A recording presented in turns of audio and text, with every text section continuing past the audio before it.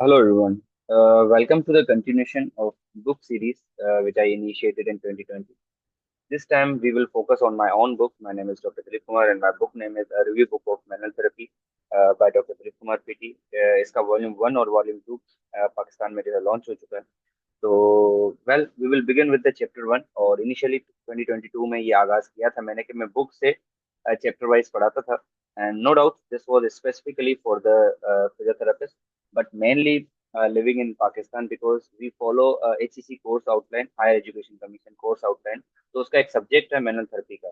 तो जिसकी course outline को ही मैंने कॉपी किया, कोर्स आउटलाइन को, उन्हीं टॉपिक्स को मैंने बुक्स में लिखने की कोशिश की. और ये जो बुक है बेसिकली प्राइमरली जो इसका मेन पर्पस है, primarily purpose of this book is basically to compile comprehensive yet concise to a single approach toward the manual therapy as much as we follow to the HEC course outline. No doubt ये जो book मैंने लिखी है इसमें मैंने और भी मैनोथेरेपी की बुक्स को जो है वो यूज किया है. ये बुक की जो इनडायरेक्टली जो नॉलेज है, इनडायरेक्टली इसमें जो कंटेंट है वो मिक्सअप है. तो basically this book drawers the knowledge from the 5 well renowned manotherapy books and I can also share that. So I just wanted to put some significant effort into simplifying the content taken from the HCC and taken from those manotherapy books. So indirectly, my main aim is to make the study of the Menon therapy so accessible and effective for the students and no doubt all the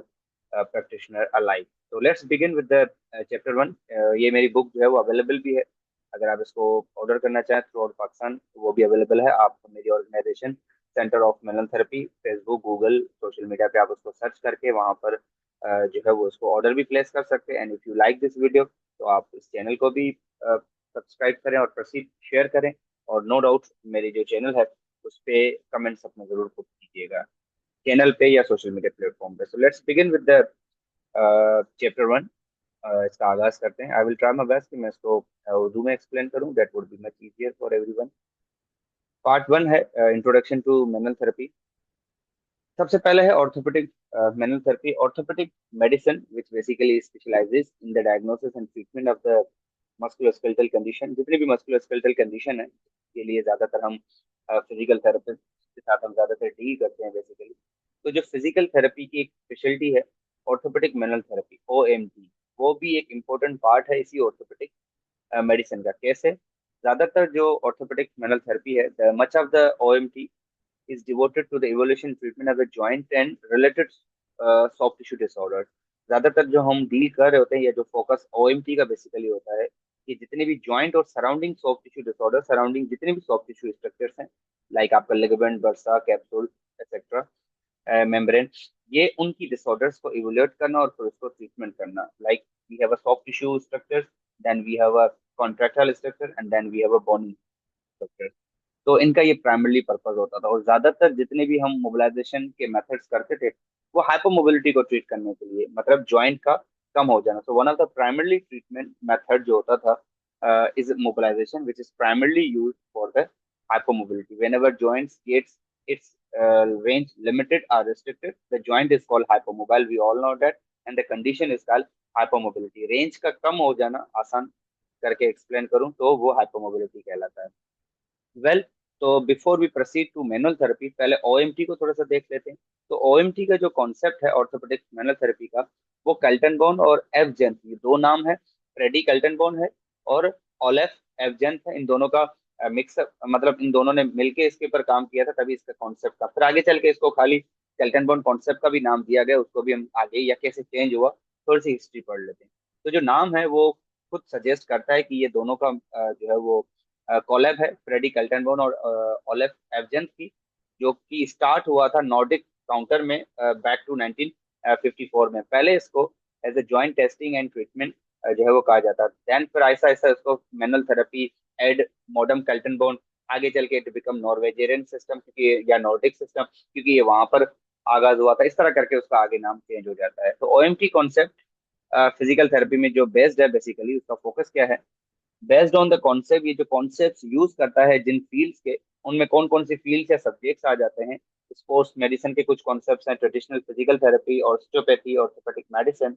and then move on further innovations भी इसमें आती गई और फिर finally जो OMT primarily focus किस पे करता है एज अ ट्रीटमेंट, किस चीज को लिए, ज्वाइंट टेस्टिंग एंड ट्रीटमेंट किसके ऊपर फोकस करता है, मस्कुलोस्केलेटल जो जितने भी कंडीशंस हैं उनको इवोल्यूट करना या फिर उनको ट्रीट करना। उसके बाद अब हम थोड़ा सा इस कॉन्सेप्ट के बारे में पढ़ते हैं कि स्टोरी क्या है इस कॉन्सेप्ट के बारे में, कि 1940s में ये आगाज जब बिगिन स्टार्ट हुआ था 1940 में मैनुअल थेरेपी का, तो कुछ डिसेबल्ड सोल्जर्स थे और स्पाइनल डिसऑर्डर के साथ पेशेंट थे, जिनको ज्यादातर ट्रीटमेंट कैसे दिया जाता था कि मसाज के साथ साथ उसको मोबिलाइज या मैनिपुलेट किया जाता था बैक इन 1940।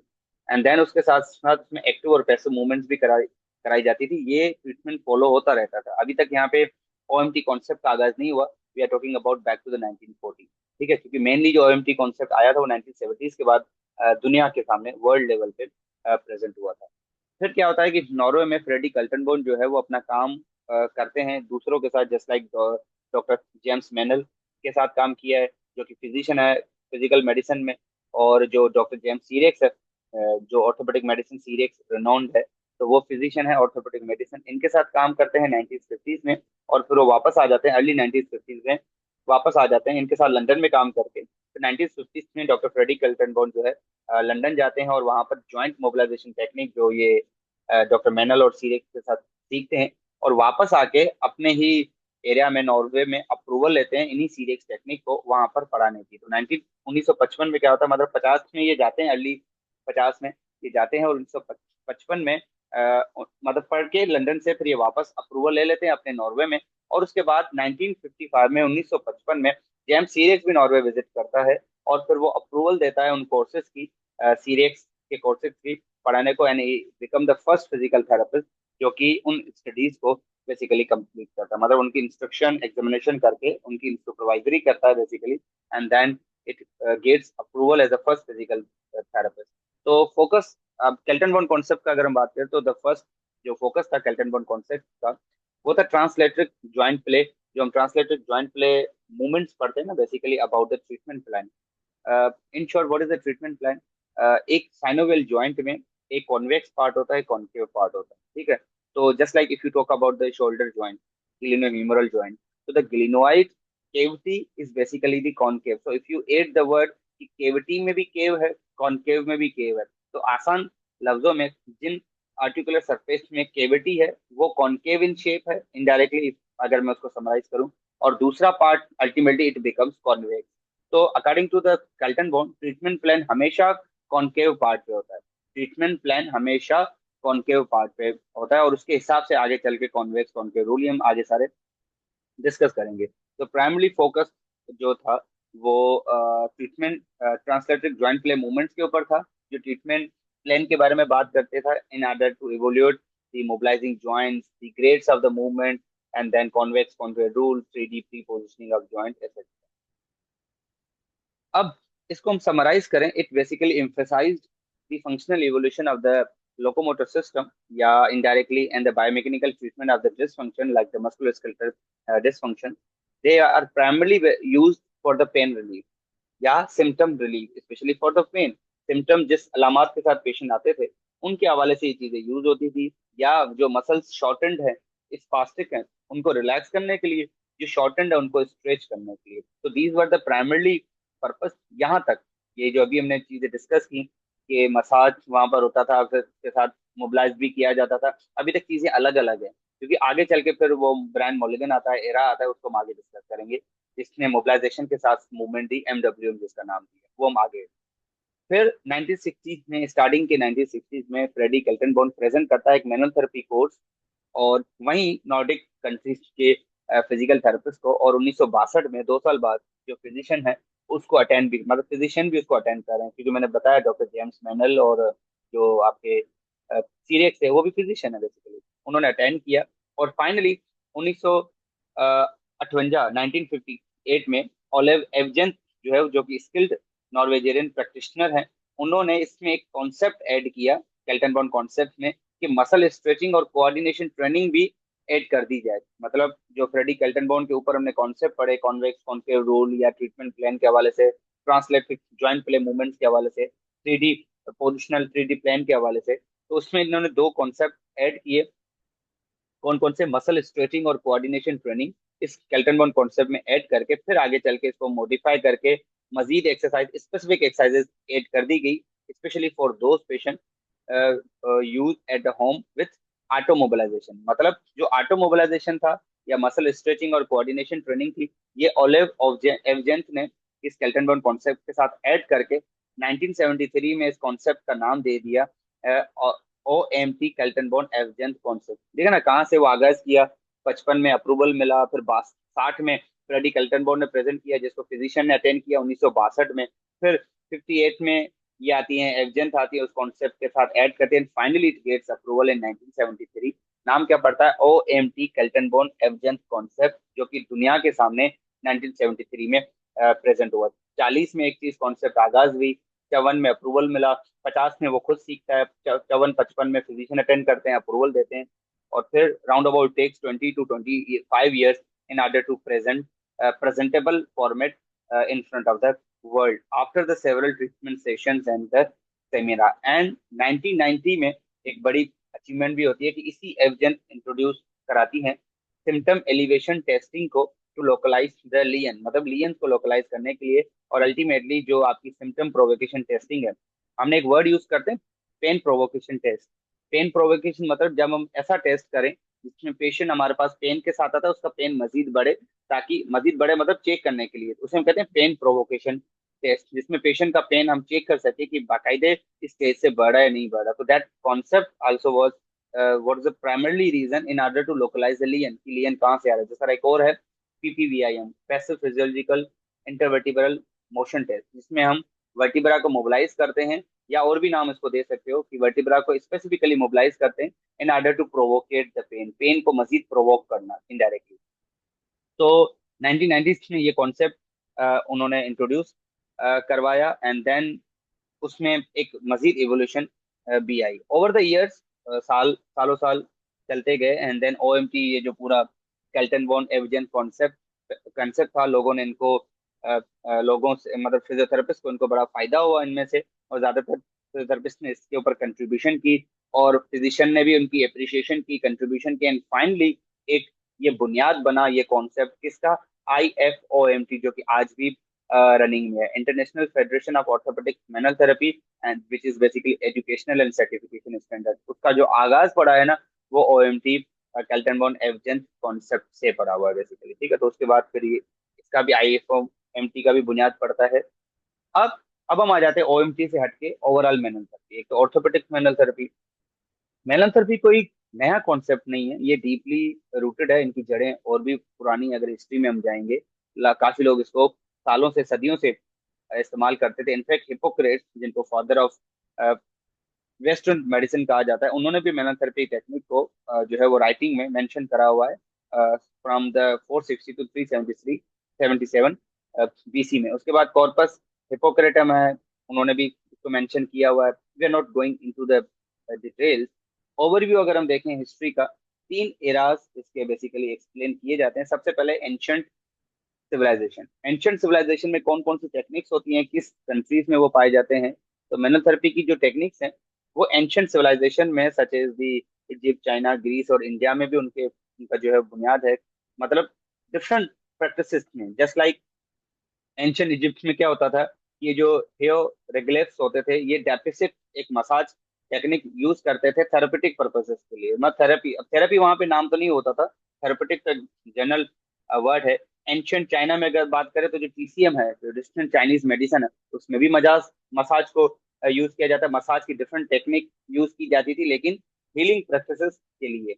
ग्रीस ग्रीक के जो फिजिशियंस हैं उनमें हिपोक्रेट, जस्ट लाइक हिपोक्रेट, उन्होंने भी मैनुअल मैनिपुलेशंस का आगाज किया हुआ है, इंट्रोड्यूस करवाया हुआ, मेंशन किया हुआ in order to treat the musculoskeletal condition. ये एंशियंट सिविलाइजेशन। इस तरह करके और भी एजेस हैं, आप पढ़ना चाहें तो पढ़ें। जिस तरह मिडिल एज है, रेनियनेंसिस है, इस एरा में क्या होता था कि मैनुअल थेरेपी टेक्निक को कंटिन्यू तो किया गया, इसको मजीद अपडेट किया गया।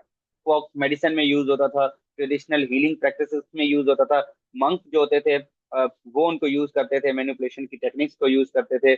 उसके बाद फिर ज्यादातर ह्यूमन अनेटमी को अब इंट्रोड्यूस करवाया गया मिडिल एजेस के बाद की। Revival of interest in human anatomy and medicine में इसको मजीद अपडेट किया गया, जिसकी वजह से फाइनली एक एडवांसमेंट आई कि मस्कुलोस्केलेटल सिस्टम को पहले समझना लाजम है, जो रेस्पॉन्स करता है टूवर्ड दिस ट्रेडिशनल जो कॉन्सेप्ट है, लाइक मसाज। पहले how the massage is basically affecting, there was a no idea.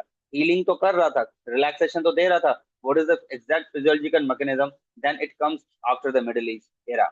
Middle East era के बाद this basically led to the advancement in the understanding of the musculoskeletal system, that the, how the nervous system works, how the musculoskeletal gets response and gets stimulated. This is how. Then and finally come to the just previous century, that is the 18th to the 19th century. This is the 21st. During this turnover, इस दौरान manual therapy technique जो है सबसे ज्यादा recognisation groom करती है। उसमें बहुत सारे जो है उसके बेसिक पिलर्स हैं, काफी ऐसे रिनाउंड नाम हैं, जैसे लाइक हेनरिक लिंग है जिन्होंने स्वीडिश मसाज को इंट्रोड्यूस करवाया था, फ्रेडरिक होफा है, ठीक है, जिन्होंने manual therapy, modern manual therapy technique का आगाज किया था। फिर 20 सेंचुरी आ जाती है, इसके दौरान इसमें मजीद एडवांसमेंट ऐड कर दी जाती हैं। डिफरेंट स्कूल ऑफ थॉट्स इस फिगर में आते हैं जो हमने पढ़ी, लाइक दी जेम्स सीरेक्स है, मेटलैंड है जिसकी मोबिलाइजेशन स्टिल हम यूज करते हैं। जेम्स सीरेक्स का बुनियाद ऑर्थोपेडिक मेडिसिन सीरेक्स है।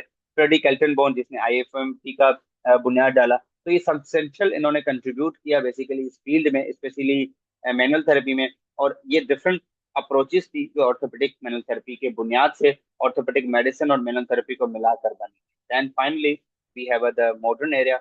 Manual therapy has become no doubt the integral part of, अब मैनुअल थेरेपी कंसिडरेबल है फिजियोथेरेपी में भी, कायरोप्रैक्टिस में भी, ऑस्टियोपैथी में भी। इनफैक्ट जो मसाज करते हैं वहां पर भी concept and other health care profession. There are the several manual therapy technique जो आजकल के दौर में यूज होती हैं, mobilisation, manipulation, soft tissue mobilisation, different types of the massage, exercise therapy, just like physical therapy, and then ultimately we use to treat only the musculoskeletal condition. Primarily जो practices और healing purpose के लिए use होती थी, now they are well recognized in order to deal with the musculoskeletal condition या disorder. ठीक है। अब उसमें कुछ नाम है, मैं आपको थोड़ी सी हिस्ट्री देता हुआ चलूं। जस्ट लाइक श्वेड्स एंड जेम्स सीरेक्स हैं जिनकी हिस्ट्री हमने डिटेल में पढ़ी मैनुअल थेरेपी के हवाले से, उन्होंने बुक भी लिखी है जेम्स सीरेक्स ने। और जिसको ऑर्थोपेडिक मेडिसिन सीरीज, इनका ज्यादातर focus to evaluate and treat the soft tissue disorder. ठीक है, सॉफ्ट टिश्यू की जितनी भी डिसऑर्डर्स होती थी ना, उनमें ज्यादा, जिस तरह आप रेजिस्टेड जो टेस्टिंग मूवमेंट है, रेजिस्टेड आइसोमेट्रिक टेस्टिंग, आरआईटी, ये जेम्स सीनेक्स ने दिया होता कि जब भी आपका कोई मसल की जो क्लासिफिकेशन है कि अगर कोई मसल टूटा हुआ है, माइनर लियन है, मेजर लियन है या नॉर्मल है, उसके लिए एक टेस्टिंग होती है। जिस तरह मसल की स्ट्रेंथ के लिए एमएमटी हम पढ़ते हैं, मैनुअल मसल टेस्टिंग, उस तरह करके जेम्स सीनेक्स ने आरआईटी, रेजिस्टेड आइसोमेट्रिक टेस्टिंग। तो when a muscle perform the resisted isometric movement and it gives a response like the weak, painful, painful, weak, yeah, strong and painless. There are the four to five stages. According to that, we categorize them that the muscle has minor lesion, या muscle has major lesion, etc. etc. ठीक है, तो ये भी एक concept था। Traction के साथ, traction was combined with manual mobilisation, जो कि गैलेंस की कलेक्शन से, as you can see in the picture कि Ambroise Paré they applied the manual therapy technique to the spine in a conjunction with spinal traction के साथ traction देके उसके ऊपर मोबिलाइजेशन होती थी, as similar to the Hippocrates method etcetera.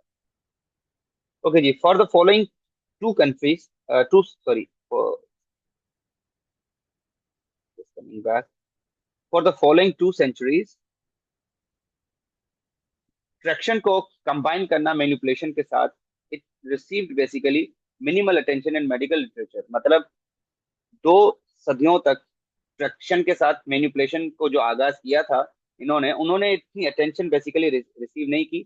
Never, मतलब उसको इतना रिस्पॉन्स नहीं मिला। Never is persisted as a practice in folk medicine में, ये प्रैक्टिस चलती रही, कल्चरल ग्लोबली ये चलते रहे, but it was not until the 19th century तक इसको कोई बेसिकली वो कहते हैं ना, एक पहचान नहीं मिली। And then that comes century that the manipulative techniques were reintroduce, फिर ये दोबारा इंट्रोड्यूस करा दी गई by the American physician Andrew Taylor.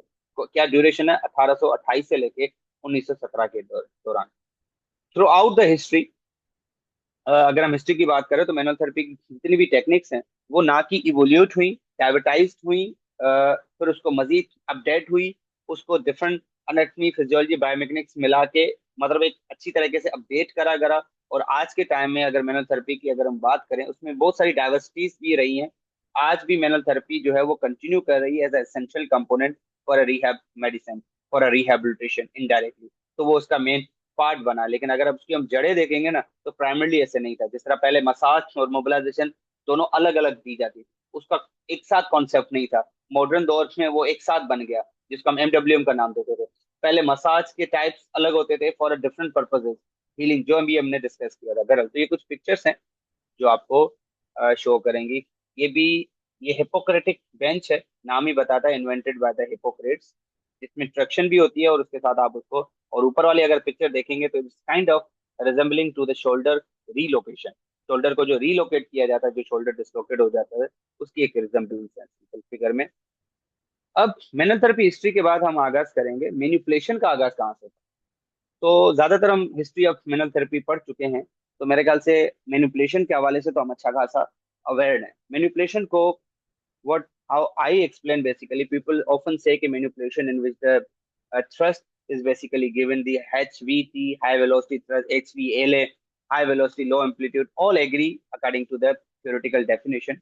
But what I follow, manipulation is simply when you bring the joint beyond the end range, it becomes, joints becomes manipulated. Well, तो manipulation की अगर को अगर हम करें, तो वो भी डॉक्यूमेंटेड है by the era of Hippocrates, जिसको फादर ऑफ मेडिसिन या फादर ऑफ वेस्टर्न मेडिसिन कहा जाता था।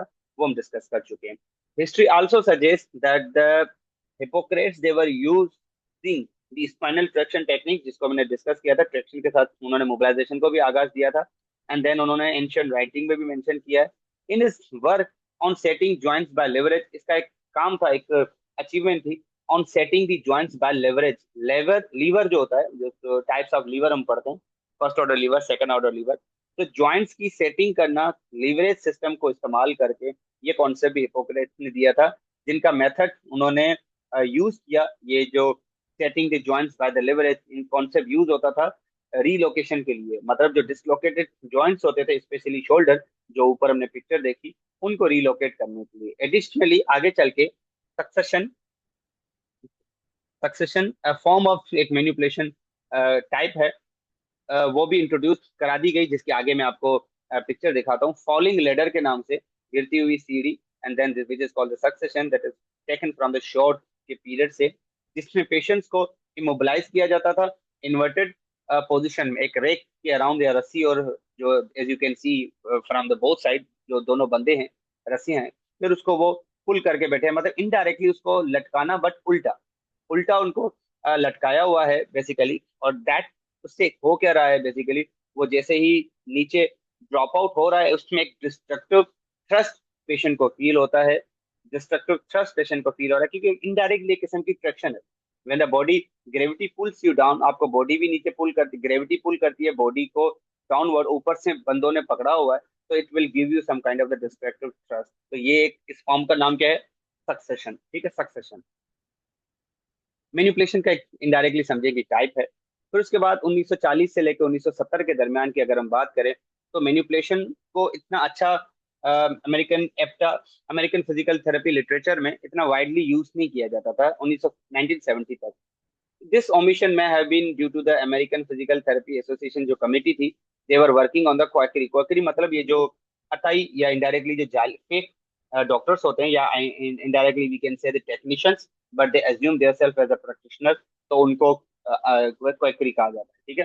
फिर उसके बाद 1960 में ये क्वाकरी की कमेटी बनती है, जो कि एक्टिव होती है नेक्स्ट 30 ईयर्स तक, ताकि डिसक्रेडिट ना हो कायरोप्रेक्ट प्रोफेशन को। फिर वो कमेटी बेसिकली आगे चल के डिस अबंडेंट हो जाती है 1990s में, due to the success of the wikis restaurant of the trade. एक समझने की एक ट्रेंड वो चला कि एक कॉन्सेप्ट था जो इंट्रोड्यूस हुआ था, विल्क्स, विल्क्स का एक कॉन्सेप्ट था, उसको हम आगे डिस्कस करें। तो वो जब केस हुआ था, उसके बाद ये कमेटी डिस अबंडेंट हो गई थी, and then which also received some affirmation from the US Supreme court as well. So as a physical therapy, then I again came back to the integrated into the mainstream, और वो medical approach में physical therapy का आगाज फिर से indirectly main stream पे आ गया, generate हो गया, और लोगों ने मोबिलाइजेशन और जो मैनिपुलेशन, आर्टिकुलेशन जो है वो अपनी प्रैक्टिस में, जो है वो फिजिकल थेरेपी की प्रैक्टिस में उसको डिस्ट्रीब्यूट, ना कि सिर्फ डिस्ट्रीब्यूट करना सीखा बेसिकली, कि ये भी एक्सप्लेन किया कि भाई ये फिजिकल थेरेपी में ये जो वर्ड्स हैं कायरोप्रैक्ट के, ये अलग चीज है। मतलब when we do some exercises, they are integrated and use such as the mobilisation, articulation, they were employed in the physical therapy, and then the manipulation were primarily from the they are applied by the chiropractic. So this was basically the distinguished, मतलब ये जो फर्क था ये इस दौर में आया. So the nonetheless the physical therapist then persisted in utilizing the diverse manipulation technique they were uh, able to use. Now the early in 1990, mid 1990 में उसके बाद काफी और यूरोपियन ऑर्थोपेडिक फिजिशियन ने इन्फ्लुएंस किया, इसकी प्रैक्टिस की, मैनिपुलेशंस की, और इवोल्यूट हुआ फिजिकल थेरेपिस्ट का as a main role as a manipulative therapist. फिर जाके 1990s के बाद फिजियोथेरेपिस्ट को जब मैनिपुलेशन की अप्रूवल तो मिल गई, कुछ सालों बाद उसको एज अ मैनिपुलेटिव थेरेपिस्ट भी कहा गया. और फिर उसके बाद तो 1912 से लेकर 1935 तक जस्ट लाइक जेम्स मैनुअल उन्होंने प्रोवाइड किया advance training in the manipulative technique, specially for the physical therapist, जो कि हमने जिसके साथ ही केल्टन बॉन्ड ने काम किया. और यही वही फेस था. फिर 1960s में several other physicians just like हमने डिस्कस किया था, फिर आपका 1955 में डॉक्टर जेम्स सीरेक्स ने विजिट किया था नॉर्वे को और फिर अप्रूवल दे दी. तो 1960 basically the several physician therapists, physical therapists, they emerged as a prominent figure. One of them is the Freddie Kelton on an international stage for their contribution to practice and teaching of the manipulation technique. And then on such figure was the Freddie Kelton जो वाहिद physical therapist थे जिन्होंने इसका आगाज डाला था, और आईएफएमटी का बुनियाद भी इसी का कॉन्सेप्ट बना था, जो कि एज अ पॉइनियर है एंड रिकग्नाइज्ड है in the Nordic approach. Then he authorised in integral textbook. In fact मैंने भी जो अपनी बुक लिखी थी, तो फ्रेडी कैल्टनबॉर्न की बुक को मैंने बहुत फॉलो किया उस कॉन्सेप्ट, क्योंकि no doubt he is the father of the classic manual therapy, no doubt. And then you can credit him कि he is the one who basically introduced the manual therapy concept, and he not only introduced which become the basis of the IFM OMT, and still the concept we use convex concave, they are basically given and introduced by the Freddie Kelton-Bond. So no doubt the credit goes to him. Then he authored इन्होंने कुछ किताबें लिखी, just like inaugural text book लिखी spinal manipulation में 1964 में, जिसका basically मकसद था कि मैनिपुलेशन और आर्थ्रोकाइनेमेटिक जो ज्वाइंट सरफेसेस पे मूवमेंट्स होती हैं, ग्लाइडिंग, रोलिंग वगैरह, उनके लिंक था बेसिकली. तो मैनिपुलेशन और आर्थ्रोकाइनेमेटिक के लिंक के ऊपर इन्होंने बुक लिखी. Then also emphasise the importance of the specificity in technique and advocated for the adherence to the biomechanical जो प्रिंसिपल्स थे उनके ऊपर. देन कॉन्वेक्स कॉन्केव रूल जो हमने डिस्कस किया. एंड फाइनली ऑलेफ एफजन के साथ कोलैबोरेट करके Kaltenborn design the comprehensive long term training programme for the physical therapist as well, specially in the manual therapy. Manual therapy में जो ऑफिशियल ट्रेनिंग प्रोग्राम आए थे वो भी केल्टन बॉन्ड लेके आए थे. पहले वो नॉर्वे में आगाज हुआ, लेटर फिर वो यूरोप गया, North America and then Asia etcetera. आज भी I F O M T के international federation of orthopaedic manual therapy के कोर्सेज होते हैं बाकायदा.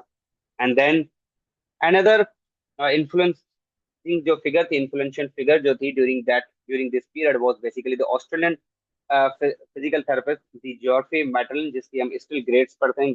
मेटलन उन्होंने वर्टिब्रल मैनिपुलेशंस के ऊपर बुक्स भी लिखी 1924 से लेकर 2010 तक, and who released in the first edition book vertebral manipulation के नाम से 1964 में. And then Maitland also drew the inspiration from the work of the Cyriax, वो सीरेक्स के काम से भी काफी जो है वो इंस्पायर्ड थे. And then expanded upon them by emphasising the significance of the thorough patient history and then a comprehensive physical examination, and finally he introduced the concept of treating the reproducible signs. जो science बार बार produce होती हैं उनको treat और कैसे treat किया जाए उसका concept भी इन्होंने दिया. वेल, और we all are aware of the Maitland grades mobilization grading system. Grade 1 to 4, grade 5 is the manipulation, grade 1 to 4 is the mobilization. And additionally, he some established the enduring the manual therapy additional program as well, which were affiliated from the Australian universities. And also, they played a main role in fostering the rapid advancement in the musculoskeletal physical therapy research. आगे बढ़ते हैं, अब special features की तरफ आ जाते हैं कि OMT का जो कॉन्सेप्ट था वो तो वाइडली एक्सेप्टेड वर्ल्ड लेवल पे हो गया.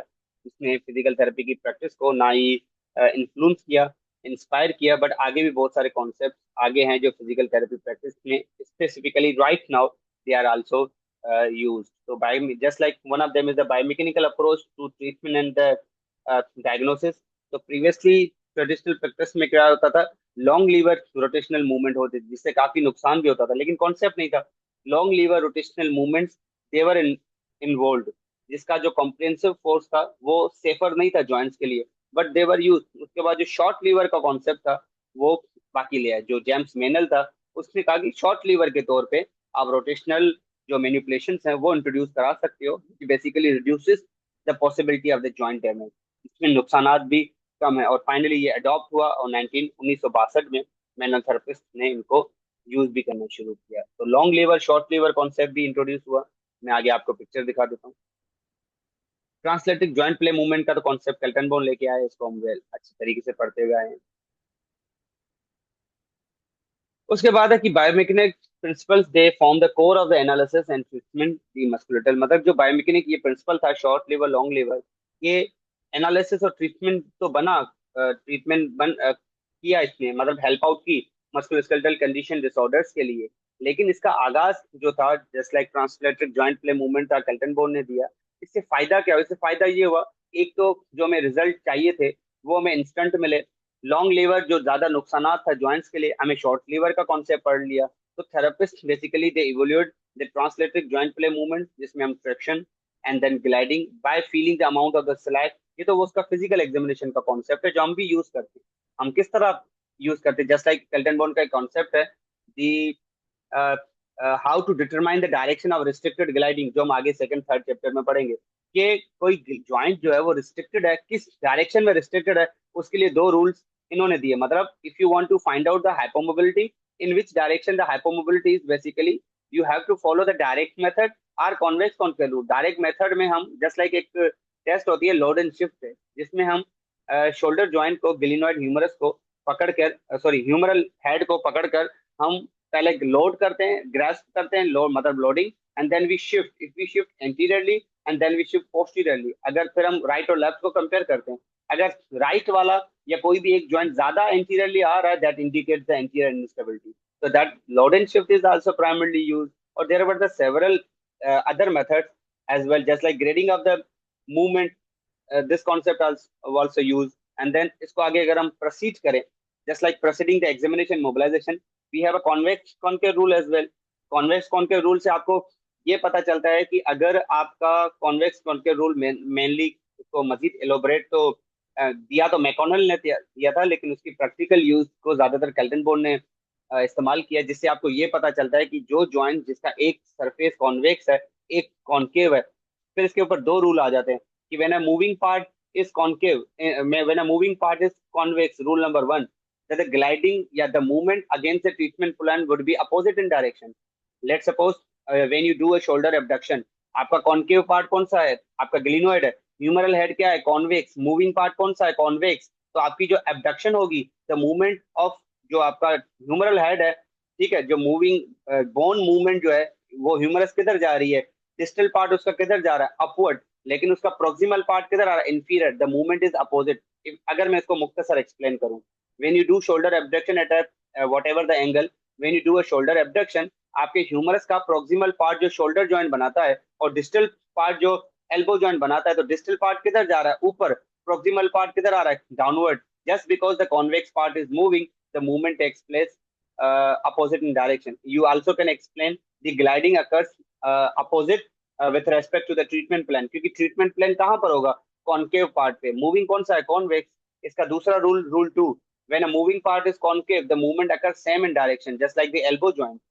ठीक है, तो इसको हम कॉन्वेक्स कॉन्केव रूल के ऊपर मैंने अलग से इसके ऊपर वीडियो भी बनाई हुई है, लेकिन यहाँ से आपको ये पता चलता है कि when you do the shoulder abduction, inferior glide is important. So in order to improve the shoulder abduction, you can perform the inferior glide. This is how you need to understand. This is the practical approach and the benefits taken from the convex concave rule. और यही convex concave rule आपको ये भी बताता है कि whenever patient comes to you and he or she has a shoulder abduction restricted, let's suppose, which glide you should offer? You should offer the inferior glide, just because the convex concave rule. बहरहाल, तो आगे बढ़ते हैं। And then therapist assess and address all the possible combination of the movements. और फिर focus किसके ऊपर होता था? कि इवोल्यूशन और ट्रीटमेंट या टेक्निक्स के ऊपर। तो उसकी वजह से आगे भी जाहिर सी बात है बहुत सारे फायदे हो गए, ठीक है। कॉम्बिनेशन ऑफ टेक्निक क्या है? कॉम्बिनेशन टेक्निक जैसे प्राइमरली पहले मसाज होता था, फिर मोबिलाइजेशन होती थी, दोनों टेक्निक को मिलाओ, कॉम्बिनेशन ऑफ टेक्निक्स है कि आप मसाज भी कर रहे हो, मोबिलाइजेशन भी कर रहे हो। तो this basically involve the integrated applying the multiple techniques in a single treatment session. तो this is the combination of technique, दो चीजों को मिलाओ, just like pain relief and soft tissue mobilization method. Just like आपका एक functional massage है या stretching, functional massage है या मसल्स की स्ट्रेचिंग है, वो आप कॉमनली एडमिनिस्टर किसके साथ करते हो? ज्वाइंट मोबिलिटी या एनहेंसमेंट टेक्निक के लिए। मतलब दो चीजें आप मिला रहे हो ना, pain relief and soft tissue mobilisation, दो चीजों को आप मिला रहे हो, तो ये कॉम्बिनेशन ऑफ टेक्निक्स है। तो इस तरह की बहुत सारी चीजें हैं फिजियोथेरेपी में जो हम बेसिकली पेशेंट का पेशेंट की जो थेरेपेटिक अप्रोच है उसको गेन करने के लिए, जस्ट लाइक MWM, दो टेक्निक को मिला रहे हो, मैनुअल थेरेपी मोबिलाइजेशन है, और then you have mobilization, sorry, movements है, active or passive movement, whatever, and then you are combining with the mobilization, it becomes the MWM. The SNAC, sustain natural epiphyseal glide, you are combining the glide with the movement whether should be the active or passive, but it is combined with the glide is the arthrokinematic movement. MWM है, mobilization is the arthrokinematic movement. So this is how you are basically combining the two concepts, two techniques together in order to achieve for the therapeutic gain, in order to sustain the therapeutic gain and ultimately averting the reoccurrence indirectly, ठीक है। कुछ examples हैं, just like the joint mobilisation and manipulation, ठीक है, इनको हम initially use करते थे और ऐड भी करते थे। सॉफ्ट टिश्यू मोबिलाइजेशन है, soft tissue mobilisation we all are aware, अभी जो रिसेंटली ट्रेंड भी चल रहा है ISTM का। तो soft tissue mobilisation, soft tissue, एक हार्ड टिश्यू है बोन, एक हमारे पास कॉन्ट्रेक्टल टिश्यू है मसल, एक सॉफ्ट टिश्यू है। सॉफ्ट टिश्यू में हमारे पास वो चीजें जो सॉफ्ट है, आपका कार्टिलेज वगैरह, लिगामेंट, वर्सा, फेशा, ये सब सॉफ्ट टिश्यू में आती है। तो ancient another technique we have the like MFR, myofascial release, the trigger point. If we do a myofascial release by the tools which is called ISTM, तो MFR एक अलग साइंस है, मैं रिसेंटली उसके ऊपर बहुत वर्कशॉप्स वगैरह भी कर चुका हूँ। बहरहाल उसके ऊपर हम डिटेल में नहीं जा रहे। तो सॉफ्ट टिश्यू मोबिलाइजेशन में ट्रिगर पॉइंट्स थेरेपी है, एडिजेंस हैं, these all are the techniques जो हम मसल टाइटनेस वगैरह के लिए MFR वगैरह करते हैं। ये सारी की सारी सॉफ्ट टिश्यू मोबिलाइजेशन है। Types of the massage, neuromuscular technique and stretching, just like neuromuscular में आपके पास PNF है, मस्कुलर टेक्निक में आपके पास मसल एनर्जी टेक्निक है, न्यूरोमस्कुलर में आपके पास PNF, then we have muscle energy, ये न्यूरोमस्कुलर टेस्टिंग एंड स्ट्रेचिंग्स हैं। Taping and kinesiological taping and bracing, orthotic point of view से काइनेसोलॉजिकल टैपिंग हम यूज करते हैं, स्पोर्ट्स में ज्यादातर यूज होती है। The modalities and manual therapy, मतलब electrotherapy no doubt is a part of the physical therapy, but very few techniques then can be complemented with the modalities just like which have a evidence base। आपके past tense का सच evidence base नहीं है, लेकिन जो currents हैं like galvanic IFC currents, ultrasound, laser, this is the part of the electrotherapy. heat therapy, cold therapy in order to reduce your pain inflammation, yeah, in order to reduce your symptom, etc. So combining the different manual therapy technique with the electrotherapy is also used, and it basically allow a clinician to address the multiple aspects of the musculoskeletal dysfunction to promote the healing, to relieve the pain, etc. And then we have a trial treatment and clinical reasoning। पहले क्या होता था, अब जैसे 1950 में Kelton born ने एक concept सीखा, काम किया, वापस आया, प्रैक्टिस की, उन्होंने ट्रायल ट्रीटमेंट दिए, लोगों के ऊपर यूज किए, सेशन किए, सेमिनार किए, फिर जाके वो अप्रूवल बना एक कॉन्सेप्ट का, इसको हम कहते हैं ट्रायल ट्रीटमेंट। इसी तरह हर फील्ड में इस तरह होते हैं। तो with in the medical domain की अगर मैं बात करूं, तो जो ट्रीटमेंट ट्रायल्स हैं ये बड़ी वैल्यू रखते हैं, ताकि अगर कोई अपना हाइपोथेसिस जो आपका एक प्रिडिक्टेड गेस है, उसको पक्का करने के लिए, उसको मार्केट में पब्लिश कराने के लिए, अपना नाम उसको देने के लिए आपने उसको क्लिनिकल ट्रायल की तरफ ले जाए। जिस तरह कोई ड्रग मार्केट में आती है, वो डायरेक्ट इंट्रोड्यूस नहीं होगी कि ये पेन के लिए, ये मसल्स रिलैक्सेशन के लिए, वो पहले क्लिनिकल ट्रायल्स के लिए जाएगी, ऑब्वियस बात है। तो serving as an additional evaluation method, a clinical trial function as a experiment, ये एक तजर्बा है बेसिकली, जिसमें किसी डायग्नोसिस की या किसी भी चीज की किसी हाइपोथेसिस की जो प्रिडिक्शन है, वैलिडेशन है, वो होती है। फॉर इंस्टेंस, अगर हम कोविड फेज से, अभी हम 2020 में उसको फेस करते हुए आए हैं, तो ज्यादातर मेडिसिन सपोर्टेड फायदे हुई कि इसका कोविड में बड़ा इफेक्ट है ट्रीटमेंट के लिए, लेकिन पहले उसका क्लिनिकल ट्रायल किया गया। उनमें से क्या हुआ कि कुछ ड्रग्स सेलेक्ट की गई, उनके इफेक्ट देखे गए, फिर क्लिनिकल रीजनिंग के बुनियाद पे उनके इफेक्ट्स के बुनियाद पे मार्केट में लाया गया कि हाँ ये इफेक्टिव है। तो by integrating the trial treatment with specifically the clinical reasoning, a healthcare provide can effectively assess and manage a wide range of the musculoskeletal condition, और फिर उसके बारे में टेलरिंग द ट्रीटमेंट भी बता सकता है and plan to meet the individual need and preferences of the each patient। ठीक है। ergonomic, then we have ergonomic principles for the therapist। ergonomics indirectly, अगर मैं बायोमेकेनिक्स और ergonomics की बात करूं तो ergonomics indirectly मतलब the fitting the work station according to the patient. आपके पेशेंट या आप अपने थेरेपिस्ट के हवाले से ही अपना वर्क स्टेशन अपने हिसाब से एनवायरनमेंट को सेट करते हो, तो वो आपका ergonomics है। तो ergonomics basically refers to adjusting the work station according to the need.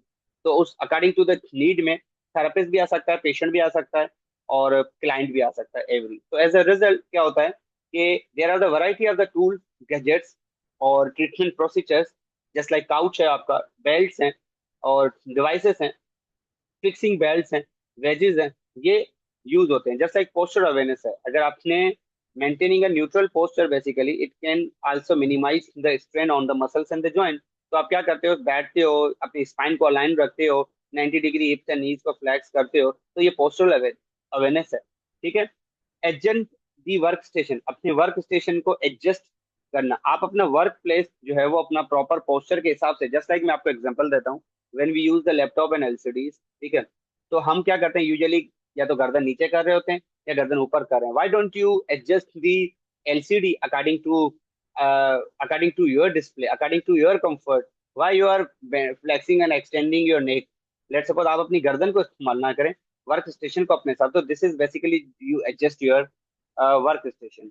Taking the breaks, अगर आप 3-3 4-4 घंटे कंटिन्यूअसली काम कर रहे हो, why don't you take some breaks. ठीक है, आप उसमें ब्रेक भी तो ले सकते हो ताकि थोड़ा बहुत ब्रेक आ जाए और आपकी बॉडी अगेन एक रीसेट पे आ जाए। And then use the proper body mechanics as well.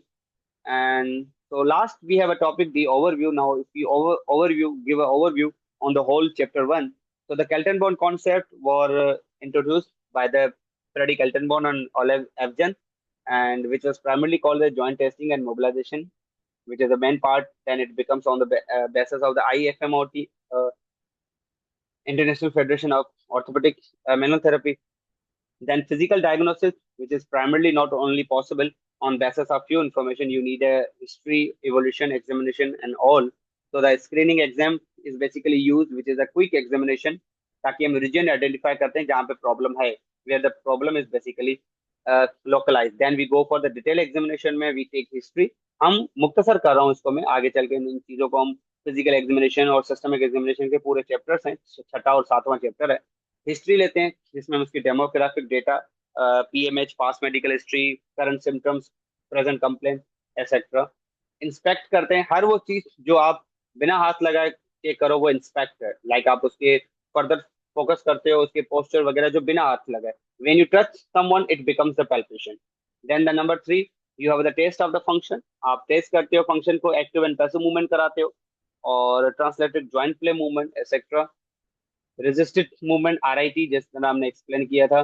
Passive soft tissue additional test, palpation आ गया, neurological and vascular examination etcetera. And फिर आप फाइनली डायग्नोसिस बनाते हो, ट्रीटमेंट। ट्रीटमेंट का पर्पस क्या होगा, टू रिलीव द सिम्टम, जो पेन के साथ पेशेंट आता है मोस्ट ऑफन उसको रिलीव करना। फिर वो आप कैसे भी कर सकते हो, लाइक इमोबिलाइज करा के, इमोबिलाइजेशन से जनरल बेड रेस्ट दे दिया, आपने उसको बेड रेस्ट दे दिया, स्पेसिफिकली फुल बॉडी को रेस्ट नहीं देना, उस पार्ट को देना है। तो braces, taping, casting, POP, plasters, corsets, ये स्प्लिंट पहनाना। Number 2, the THE therapy, the thermo hydro electrotherapy. THE तीन चीजें, थर्मो, हाइड्रो, इलेक्ट्रो, इसको हम आगे डिटेल में डिस्कस करेंगे, लेकिन कॉन्सेप्ट है ये। Pain relief joint mobilisation technique, grade 1-2 हम ग्रेड 1-2 पेन के लिए यूज करते हैं। बहरहाल intermittent manual traction, vibration, oscillation. Special procedures की अगर हम बात करें, कोई other pain short term goal में आ जाता है, joint drilling, acupressure, acupuncture, acupressure, soft tissue mobilisation. And then in order to pain relief हो गया, then come to the two what about to increase the mobility. Mobility को increase करना, we have a soft tissue mobilisation, passive soft tissue mobilisation, active facilitated soft tissue. Passive soft tissue में हमारे पास classic, functional types and friction massage हैं। Active facilitated soft tissue mobilisation में हमारे पास PNF है, रेसिप्रोकल इनहिबिशन है, muscle stretching है। ज्वाइंट मोबिलाइजेशन की बात करें तो मेटलंग है, ग्रेड 1-2 मोबिलाइजेशन है। स्ट्रेच ज्वाइंट मोबिलाइजेशन की बात करें तो ये एक ऐसी मैनुअल मोबिलाइजेशन है जो रेस्टिंग पोजीशन में दी जाती है, लेकिन उसके साथ साथ स्ट्रेच ऐड किया जाता है। And then we have a manipulation, the HVLA, high velocity thrust, high velocity thrust, HVLA, high velocity low amplitude thrust, जिसको मैनिपुलेशन या कैरोपिक टेक्निक का नाम देते हो। नर्व टिश्यू मोबिलाइजेशन, नर्व की या ड्यूरामेटर की मोबिलिटी बढ़ाने के लिए you have a neurodynamics. Specialized exercises specific किसी टास्क के लिए। And then to limit the movement के लिए हम क्या करते हैं, हम सब सपोर्टिव डिवाइस दे सकते हैं। किसी को फ्रैक्चर हुआ, मूवमेंट को लिमिट करना है, सपोर्टिव डिवाइस, POP, ब्रेसेस या स्पेशलाइज्ड एक्सरसाइजेस उसके लिए होते हैं, ताकि कोई मसल हाइपरट्रॉफी में वगैरह में चला जाए, प्रेशर वेट सोर्स ना हो इनडायरेक्टली। तो we are done with the chapter 1, and the next video I will try my best कि मैं स्पाइनल मूवमेंट्स के ऊपर बनाऊं, एंड आई विल ट्राई कि मैं इसी मंथ में ये एक बुक कंप्लीट करूं। और अगर आपको भी कोई और बुक के ऊपर, इफ यू वांट कि मैं उसके ऊपर लेक्चर दूं, तो you can try, you can ask me, you can comment, you can put your comment that sir try to make lectures on this book. This is only my efforts to teach the manual therapy for the physiotherapists, not only in the Pakistan but throughout the Pakistan. If you feel any kind of the difficulty in my lectures, you can mention in the comments. If you feel any kind of the difficulty in deliverance of my lecture, you also can put. I am just trying to putting my effort. And lastly, I would say you can put your comments on my social media, the Central Men Therapy, on Facebook and Insta, on YouTube, on LinkedIn, etc. Thank you so much, and see you in next lecture.